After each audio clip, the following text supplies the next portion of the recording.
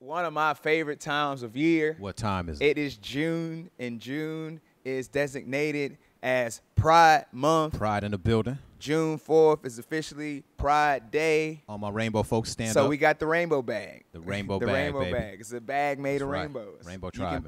You can put all types of love in that bag. Yo, big shout out to the Rainbow Tribe, holding it down. Indeed. Carrying that thing forward. You know, when you talk about striving for equality, Yeah. you talk about striving for having your authentic self to be honored and recognized and realized. What's in the rainbow bag today, sir?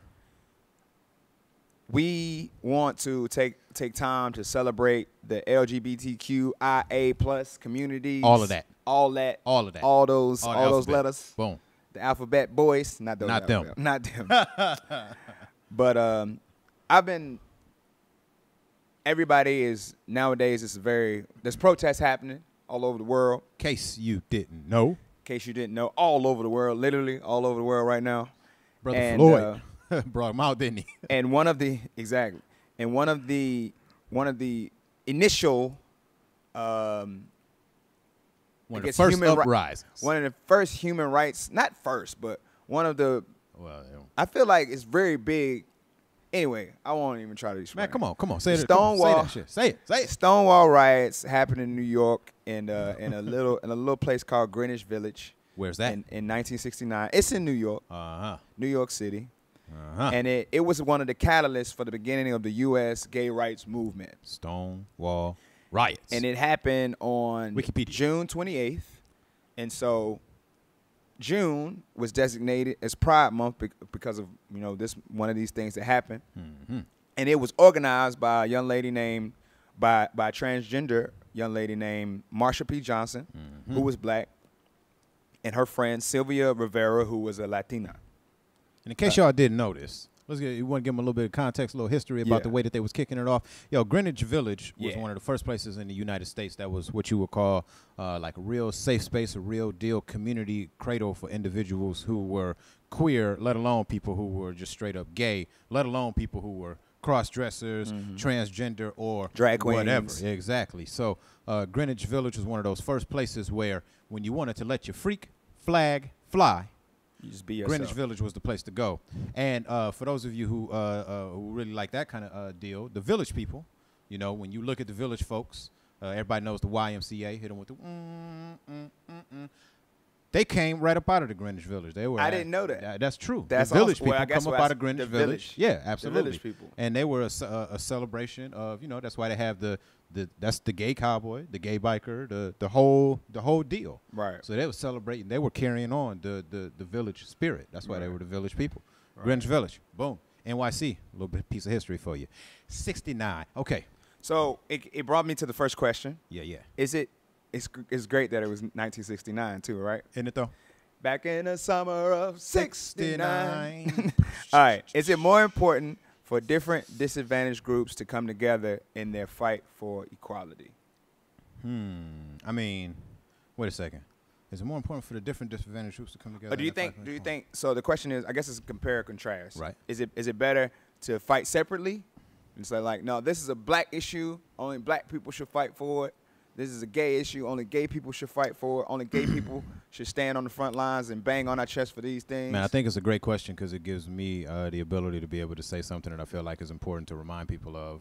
I didn't invent it, but I do love saying it, that it depends on the details, right? Right. Detail orientation gets lost a lot, especially when people can get rocked to sleep with their bread and their games, right? Some people are, really missing the opportunity to be able to go into a situation and say, what are the details of a situation? Right. How do I make sure that I have a comprehensive understanding of the issue? Because it might be by them having a comprehensive understanding of the issue, they can understand how it's not their place to get into somebody else's mix. Right. A lot of times people, they might just say, when they only have surface knowledge, or when they only have a very remedial understanding of the situation, to put it in academic language, right? They might say, oh, yeah, this is a line thing, and, we're all on the same boat, when they really don't know the details of this boat next to that boat. Right. So I feel like this is a great opportunity to say, no, this is one of those types of things where in order to be able to say that it's better or less appropriate, right? That's the thing. People get in there and really learn, what is the detail of the situation, and then you can say whether it is or not. Right. I like that. I like that perspective because the devil's in the details is what they say, right? And in order to truly understand somebody's perspective, it takes a lot of research. It takes a lot of work. It takes a lot of openness and questioning. You gotta be listening, and sometimes, you know, people don't want to do that. Especially nowadays, everybody has an opinion. Everybody has a blog. Everybody has and I support that. I think everyone's voice is important. However, I think it's also important to recognize that some issues are more important to certain individuals than they are to other individuals. Absolutely true. And because of that, sometimes linking together isn't necessarily the best way to make sure all of your issues are heard. And you know what? Remember we talked about the drama triangle so many episodes back when we talk about the drama triangle. Is that in the lost episode or did we do that's that in the number first one? All right, great. So when we talk about the drama triangle, there are situations, real life situations where people need to make sure that they're not playing the hero for other groups. Right. You know, like that's important. That's like when your child, you got a baby, your baby fall down. You know, you can't always be picking your baby up. The baby got to learn to get up on his own. Right. If that is in context here, but I'm just saying. I'm with you. I'm with you on that. And also it's like I was watching I think Trevor Noah. I love Trevor Noah. Shouts to him. South Africa stand up. And he was speaking about how sometimes disenfranchised white people now that come from a poor socioeconomic status like to link their struggle to the struggle of the things that I've heard him say so-called, he does a great job of so-called black that. people, right? Or so-called, specifically so-called black people. He does a great job of articulating that. And the reason, and what he said it really spoke to me because the Afro-European that lives in America now has been dealing with the issues of racism, separatism, economic injustice for darn near 500 years now at this point. Trevor Noah be talking that shit. And so if I can understand that as a disenfranchised white person, you'd be like, I have privilege, but what does that even mean? Like, I'm still struggling just like you are. But the systematic oppression of your people hasn't been the same as it would be for someone who's Afro-European. You've heard me say it once, and it's not going to be the last time that I say it because it's important until, you know, other voices are voicing this thing too. Right. Man, I feel like, how you call it, like that part where you say what people are commenting, people who don't have a real deal understanding, like they don't know what racism is. But they're talking about racism or they're talking about things that are, you know, like that kind of voice to me. Like there's a ton of people out there, so-called white folks, so-called black folks. They talk about racism, but they don't know what racism is. They don't have they think that all bigotry is racism. Right. No, racism employs bigotry, right? But all bigotry isn't racism. Facts. So for people who feel like just because there's some bigotry going on, that bigotry just automatically fits into the box of racism, that's not the case. And that's only one example of the ways that people are really either harming themselves and harming specific movements, right? And that goes into the answer to the question, right? People, a lot of people are misinformed. And just, I mean, it could be me, right? I don't have to be right. Right. I'd rather be wrong and learn how to, you know, step correctly on the other side of being wrong than, you know, feel like I got to protect, you know, I feel like I'm right and I'm out here, you know, walking around. Yeah, like a I damn have a fool. vulnerable moment. Shouts to Drunk History. I was watching a Drunk History YouTube video about Cleopatra's little sister, Arsinoe. Yeah, all right. Who was badass. This 11-year-old, sure. 11-year-old who whooped Julius. It's like some Beyonce Solange type. Yeah, like 11-year-old young lady who was actually the rightful ruler of Egypt at that time. Yeah, okay. With her older brother, Ptolemy. 11 years old, Julius Caesar comes in. Obviously, we know the story. Cleopatra puts it on him. Egypt, stand up. They build an alliance where she was like coming back to like reclaim her throne after her brother, who was also her husband, had kicked her out. And so little sister, they in turn, when they got kicked out by Caesar, she actually had a eunuch who was like her goon. That's how they did it. Yeah. She was her goon. Yeah. And he killed the leader of the rebel army, and then they went back and had Caesar running up in the tower, you know, that's like one of the 7 wonders of the world. Yeah.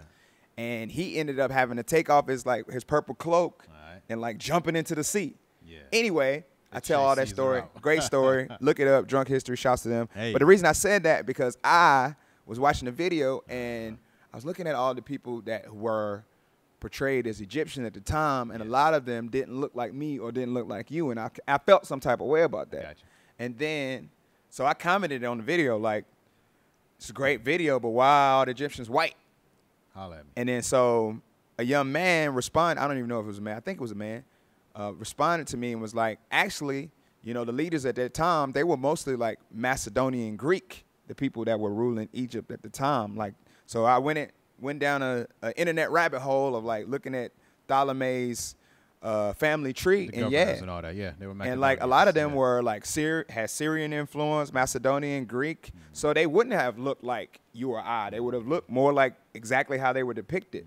And so I had to be honest enough with myself to say, I really appreciate what you're saying right now. I really appreciate what you're saying right now. I don't know everything about everything that I think that I know something I really about. appreciate. I'm one of the. I'll tell you something, man. And I had to really check myself this morning. And that was this morning. That was today. Big up to you.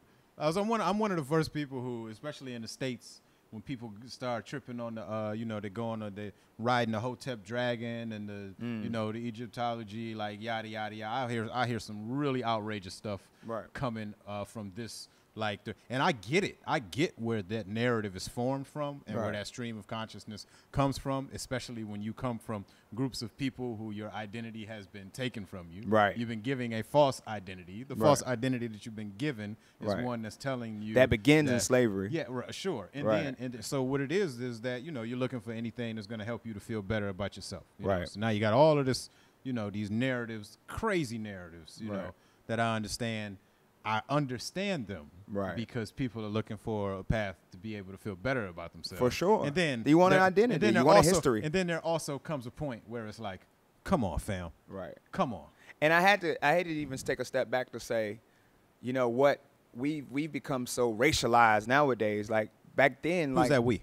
You know that I think the Afro European American, the states and the state side in the states have become so engulfed in the conversation of race and history and what it means. Bamboozle, baby. Dancing on a string. Back then, none of that really mattered, man. There was like, of course, there were like political alliances. There, and, you know, there's alliances. Of course, there was like, and of course, there was racism. Like, it's been around forever, but it didn't mean the same thing that it means now after Shadow. I gotta say this. It's amazing. We're still in the rainbow bag. Yeah. We're in the rainbow bag. We're in the rainbow bag. It went there, though. By examining, let's take a look. And that's the thing. And I've had to educate myself about the rights of the LGBTQIA community, and I've come to change my beliefs about what I feel is right, what I feel is wrong, what I feel is natural. You know, like to discriminate on somebody because of, you know, who they were born as, or like for us to try to police people's genders and police people's ideas of who they are. That's just ridiculous. I feel like you're answering the second question, which is what pride means to you. What does pride mean to me? Pride means to me that love is love, and that people should be able to love and care for and believe in whatever they want to believe in, and that's it. Let me tell you something. I have a memory going back. I want to give a shout out to take this opportunity to give a shout out to some of my blood relatives, you know, my kinfolk. Number one, you know, my two nephews, Xavier Maine, you know, Prince Green. Y'all two youngins. I hope that y'all tuning in, spread this around. But outside of that, I have a cousin. Yeah. This was my father's first cousin. I want to say Vera, and Vera. Yo, Nicole is leaving, y'all, so we got to give peace. Thank you. Bye. Boom. And Vera was married. I can't remember what Vera's husband was, but so this is like my father's first cousin, and then you know, the children of Vera, Bobo, and you know, whatever, right? So I used to get babysat by my first cousin. What they actually had, like a manservant. This is the first queer person that I can remember, like openly queer person in my life. Yeah. And I want to say that the brother's name was Charles, if I'm not, oh man, his name was just in my mind. But I can remember this, where it was like a thing, where it was like, you know, we would get dropped off over there, and he was, you know, like flamboyant and like whatever, and his place in the household as like a manny, right, like a man nanny or whatever, was pretty much as a direct result of him being persecuted, right, out in the world. Oh, wow. Because, you know, right, like if you're a, you know, feminine, you know, openly gay individual inside of, you know, What time was this? This is the 80s. Yeah. Just the 80s. So I can remember when persecuting gay people was like the thing to do. Yeah. So I can remember, you know, they used to leave us. You know, he was like there. He was like in the household. He was like the butler. He did like every damn thing in the house. Right. You know, and I never really, you know, took a step back to examine. Now I can remember there was that sort of narrative around like, oh, you know, my man is a little bit different. What's different about him or whatever? You know what I mean? But hey, I'm gonna tell you this: when I was hungry, I got fed. Nice. Right? When I was dirty, you know what I mean? Like we got cleaned. You know what I mean? When we needed something, like my man was on it. So like that sort of introduction for me was like was there. So what does that say to you about pride? What does that mean to you? I mean, you know, for me, man, I'm like this. So many people, they do this when they need to be doing this, right? Like in the end, people have free will. People had their own lessons. Right. They had their own paths. Right. You know, I don't play that oppression where I get angry about it. Right. Like for me, pride is like some warrior type ish. Yeah. You know what I'm saying? So like, speak that. Yeah, because in the end, there's a lot of fights that somebody brings to you, and they're not fights that you go out looking for. Right. Right. The righteous fight. Yeah.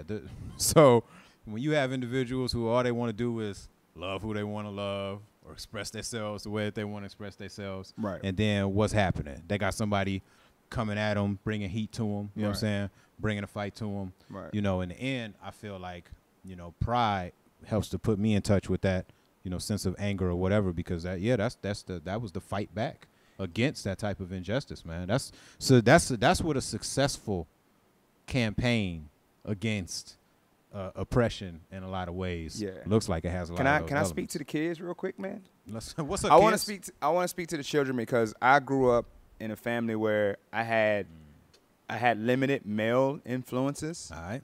I had much more feminine influences than I had masculine influences. All right. And most of my masculine influences came from TV and film. All right. So I grew up a very feminine child right. and very in touch with my emotions. Right on. And I developed an emotional vocabulary very early. Okay. And I'm so thankful for that. Mm-hmm. And when we have this conversation about pride, because I was very feminine, people tried to use that as a weapon. They tried to weaponize my femininity against me as if something was wrong with me. Sorry to hear that. As if something was wrong with me. And so if you're a young man or a young woman and you just so happen to be a little bit more feminine or more masculine than your other counterparts, and people try to use that against you, like, it's a strength. It's a strength to be in tune with the masculine energy and the feminine energy within inside of yourself, because it will help you connect with people in a way that you might not have been able to connect with them. And other people will be sitting on the sidelines sometimes when you have an opportunity to connect and grow with people and build your network and build your tribe. And there's plenty of other people out there in the world just like you. So don't take it for granted. And some people might use it to ridicule you now, but it is a strength. And you can use it as a strength. And if you haven't hit puberty yet and you just happen to be attracted to the opposite sex, everybody who was ridiculing you will soon be wishing they was you, because you're going to have all the girls. You're just going to have a natural magnetism. For sure. And high probability of that. And just be yourself, man. And that's what pride means to us. And we're just so happy to be celebrating Pride Month. Hit that cabbage and patch shouts to all the people, the members of the LGBTQIA plus community. And we love you guys. Let's get into the next bag. Yeah.